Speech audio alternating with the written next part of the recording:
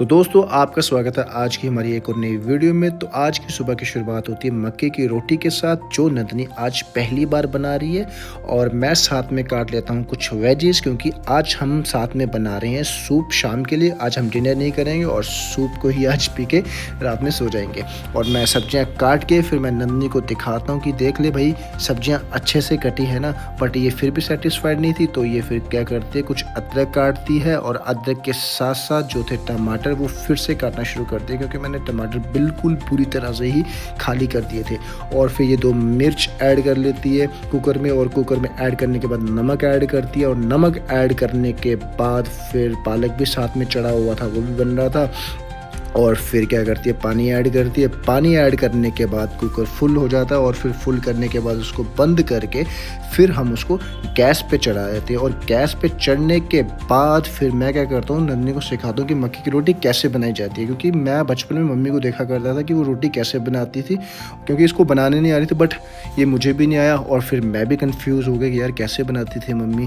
तो फिर समझ नहीं आ रहा था कुछ भी कि कैसे बनाए। तो फिर इसने क्या करा कि फिर भी मैं बताता हूँ उसको कि यार कुछ ऐसे गोल गोल करती थी और फिर आटे के साथ करके वो चूल्हे पे जब चढ़ाते थे तो हो जाता था। बट मुझे फाइनली करना नहीं आ रहा था और मैं बहुत ज़्यादा कंफ्यूज हो चुका था। फिर नंदनी मुझे कहती है कि भाई तुम साइड में जाओ, मैं खुद ही बना लेती हूँ। और फिर वो अपने तरीके से मक्के की रोटी को कर लेती है एडजस्ट, क्योंकि मक्के की रोटी थोड़ी टफ़ होती है चपातियों से।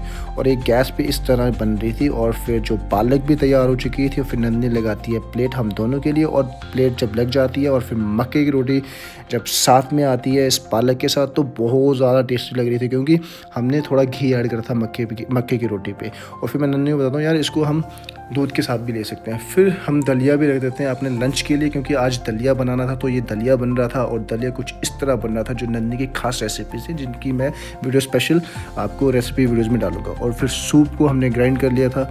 ग्राइंड करने के बाद उसका कलर कुछ इस तरह आ रहा था, जैसे लग रहा था कि यार ये ब्लड होता है। बट एक्चुअली इसमें बीटरूट गाजर थी, तो उस कारण ये कलर थोड़ा कुछ इस तरह आ गया। फिर हम रेस्ट करने चले जाते हैं दोपहर में।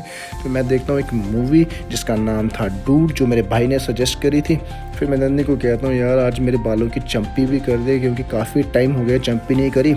और चंपी वंपी करने के बाद फिर शाम हो चुकी थी।